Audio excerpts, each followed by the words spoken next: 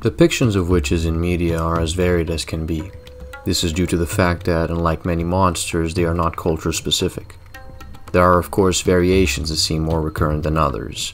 From the Yamamba of Japanese folklore to the Baba Yaga of Slavic folklore, we can see across cultures this motif of the old malefic crones.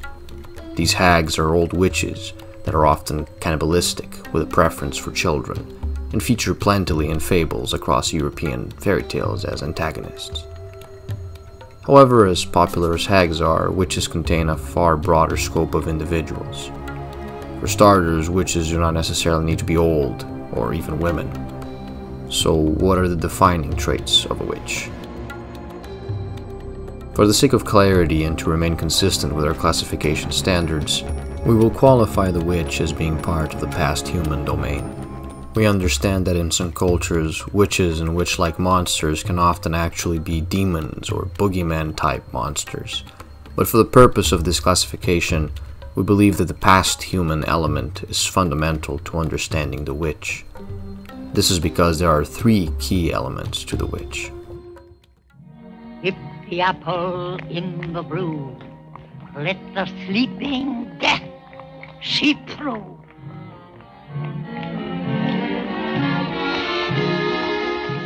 First, witches use dark magic. This is no surprise to anyone, but it remains a fundamental aspect of the monster. Someone that claims to brew potions but merely makes soup and medicine is not a witch, or someone that uses sleight of hand instead of magic is not a witch, only a pretender. Who are you? Oh, I am the great and powerful Wizard of Oz. To the prerequisite of knowing magic to some degree is added the nature of the magic. The powers of the witch must be to a certain extent forbidden, be it because they are from old, sealed codices of magic that detail necromantic rituals, or because they were gifted to the witch through a dark pact. These powers are usually clandestine, dangerous and costly, leading witches to perform rituals and offer sacrifices to maintain control over them. Which leads us to a second common trait amidst witches. To be a witch, one must be ruthless, cruel, and wicked. Such sociopathic traits are common among witches, and are often tied to the dark fate of these individuals. Either they became more twisted by the dark magics they practice, or they simply eased into their true nature due to the discovery of the dark arts. Regardless if it is to appease their dark masters or to satisfy their own grim curiosity, witches are often called to perform horrendous acts, and do them willingly. Be it with gleeful abandon or grim, cruel indifference, witches learn to see other living beings as little more than material components for spells. Having both unnatural power and a wicked disposition to use it makes witches a force to be reckoned with, but it also makes witches into a target for common folk and do-gooders. And here is where the third element comes in. To be a witch is to be covert, be it by choosing a hermit life of isolation in a cabin in the wilderness, or by melding into the crowds of cities and towns. Witches always find ways to vanish from the public eye. Their way of life is so fundamentally incompatible with that of other humans that to do otherwise would be suicide, and so a great part of the witch's daily effort goes towards avoiding detection. In essence, a descriptor word that seems to summarize the feeling that witches most consistently seem to elicit in human beings would be paranoia. The witch terrifies, not only because they have a dark power that allows them to hurt others, but because these dark powers are used in secret. Who knows what the witch in the woods is using her power for? Who would dare try and find out? Worse, if the witch is hidden amongst the townsfolk, she can sow the seeds of dissent among villagers that are being discovered, and destroy a community from the inside out. What makes the witch terrifying to us is not only what she does, but what she could do. The imagined threat of the witch is as terrifying as the witch herself. Curiously, this is where fiction meets reality, and where we may start to glean more closely into the reason why witches are feared in this particular manner. It just so happens that, unlike most monsters of folklore and fiction, people have always been looking for witches. And often, they found exactly what they were looking for. A common misconception associates witch hunts with the Catholic Inquisitions of medieval Europe. It is not an unreasonable assumption to make. Such heinous acts seem to find a home in times that have often been described as the Dark Ages, and it is true that horrendous things were done by the Inquisition during these times.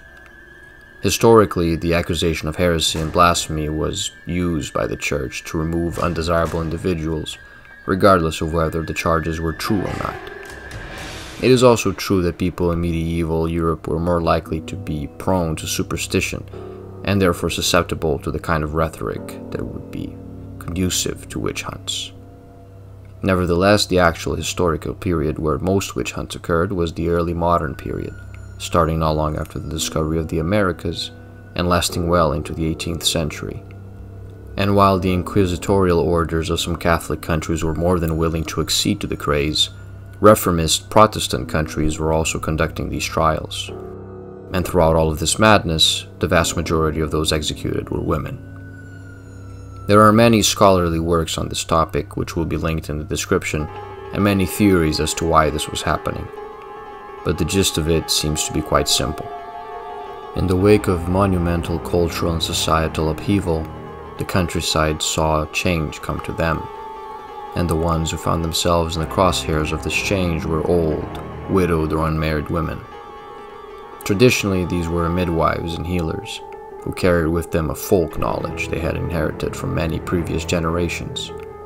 It was not uncommon for these women to also be familiar with old local customs, legends, and stories, meaning these women were essentially troves of knowledge that could sometimes trace back to pre-Christian customs. As one can imagine, this alternative, loose way of syncretizing Christianity with local custom and folk knowledge was fundamentally incompatible with the ideas of an increasingly rigid Christianity. In the wake of the printed press and the growing scholarly work on witchcraft, the rationalization that came from this conflict was simple. By likening traditional knowledge to occultism and Satanism, hastily put together tribunals headed by men with varying, sometimes tenuous degrees of authority managed to scare enough villagers into accepting the execution of one of their own. What fear-mongering failed to cover was compensated by superstition, and the paranoia was quick to spread through the countryside of many North European countries. No longer limited to merely old women, villagers now found convenient excuses to rid themselves of unwanted neighbors, and it was not unusual for those who came to the aid of the accused to be branded witches as well. What is certain is that it was elderly women with no family to protect them that were the first ones to fall victims to this particular madness. And thanks in great part to the same printed press that spread the paranoia across country lines, and even all the way across the sea into the New World, not only were these women unwarrantedly killed, but their knowledge was lost, discredited, and destroyed. And of course, it was a caricature of them that persevered through the fairy tale works of those like the Brothers Grimm. The hunched old woman with the crooked nose and the wart-covered skin we see in storybooks is a product of our imagination. She was born out of the coalescence of centuries of superstition and the mass hysteria fed by various Christian authorities drunk on power. For better or worse, the witch, as we see her in fiction, is fundamentally tied to our distressingly common perception that they could be real. As a common Spanish saying goes, I don't believe in witches, but that doesn't mean they don't exist. We have described the key elements of the witch, and we have gone over the history of witch hunts that made this monster so infamous. And yet, historical aspects of witches and the fundamentally cruel, unfair way in which these very real women met their ends seems to tint our perception in a way that is not common for other monsters. In a way, curiously, this has led to a certain rehabilitation of the witch. Yes, it is hard to deny that when one thinks of witches, the depiction in The Wizard of Oz is quite possibly the most representative of the stereotypical witch. Nothing says witch like a simple black pointy hat.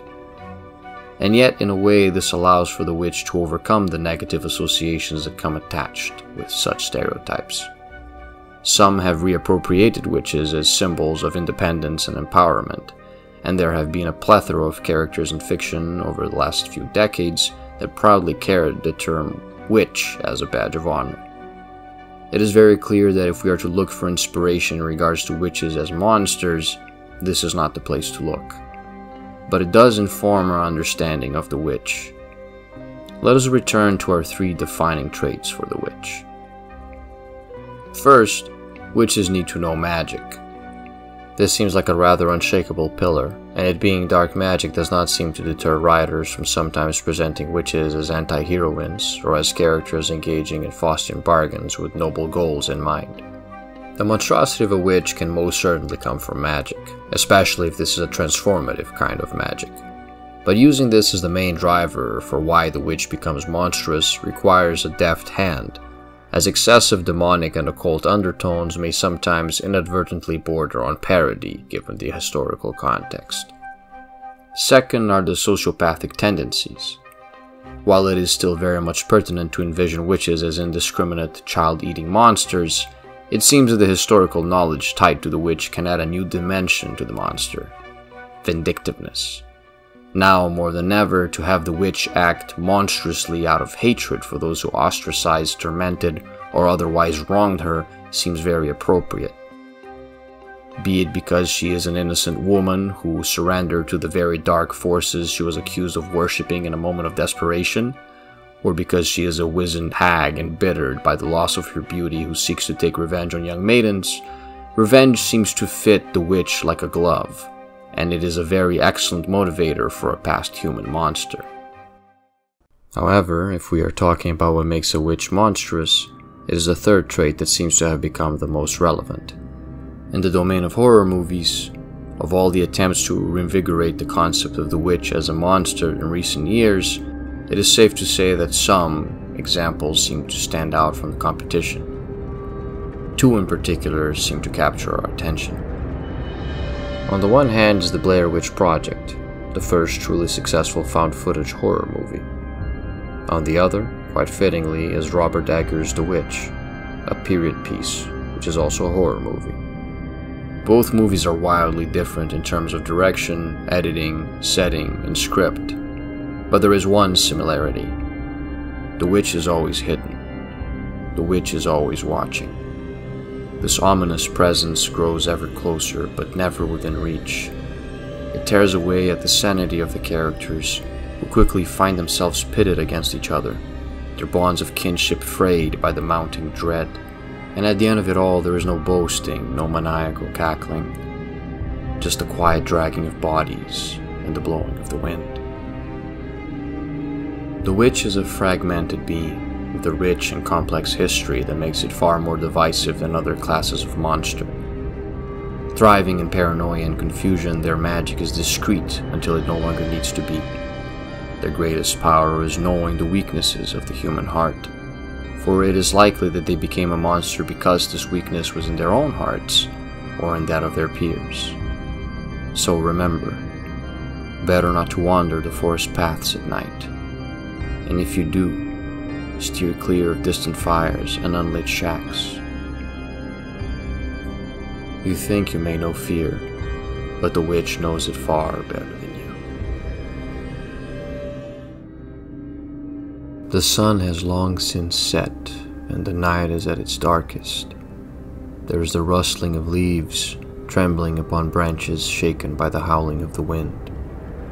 There is the hooting of the owl, the chitter of insects, and there are footsteps dragging along the floor. In the cover of night, many gather around bonfire for the celebration of the unholy Sabbath, chanting in tongues unlearned by men, extolling entities from places forbidden to come before them and whisper to them their secrets. For it is the witching hour, and those who reign over it have long since cast their lot with powers dark and terrible. In their wicked, forked tongues lies the power to cajole the gullible, to trick the honest and corrupt the doubtful. With their deft hands they brew potions, craft wicker dolls, and scry omens. But it is in their eyes that their greatest power is found, for behind them lies guile, cruelty, and madness, as well as knowledge of things forbidden by the laws of common folk. But they are no longer common folk.